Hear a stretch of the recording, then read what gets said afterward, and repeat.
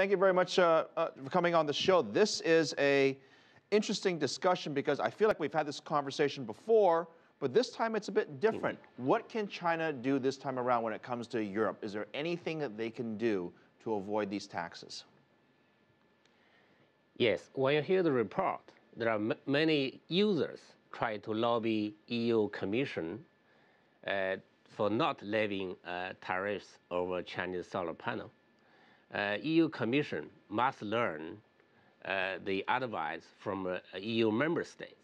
I think now the Chinese producer must try to create alliance with all the users, all the importers, and then try to lobby and every EU states in order to convince the EU Commission to drop you talk about lobbying strategies and these the working with different organizations.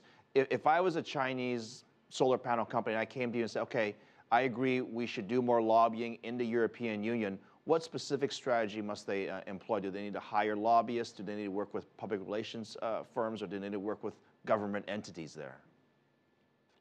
No, I think what they should do is to work directly with the importers, also with the users of Chinese solar panel. So they will have a much stronger lobby forces other than the Chinese. I think, of course, Chinese government should also try to talk with different EU states in order to convince them that it's not a good trade war to start with. Maybe this will convince the EU Commission to either reduce or even drop this anti-dumping procedure. I want to ask you, this is perhaps a more complicated question. I'll be quite simple about it. Do you believe that this is more protectionism, or do you believe perhaps there's other factors involved in this particular case?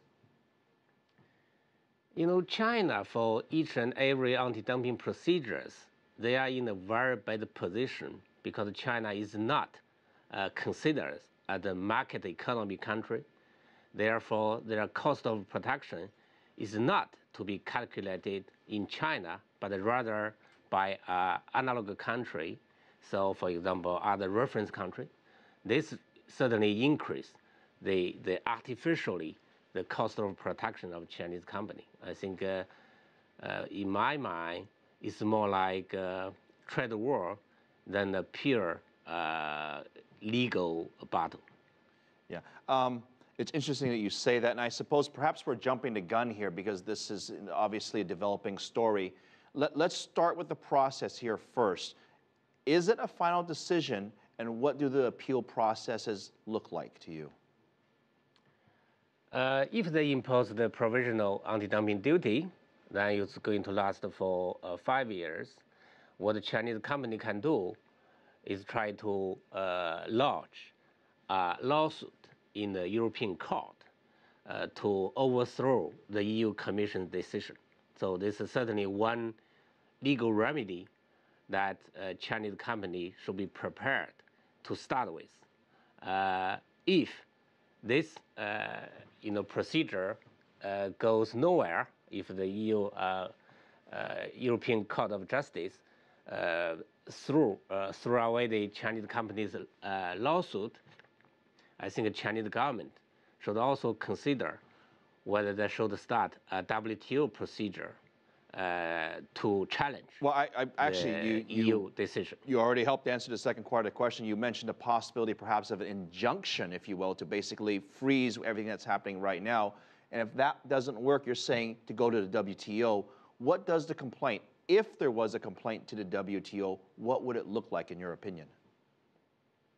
Whether, in that case, the WTO is not going to refer to the EU anti-dumping regulation anymore.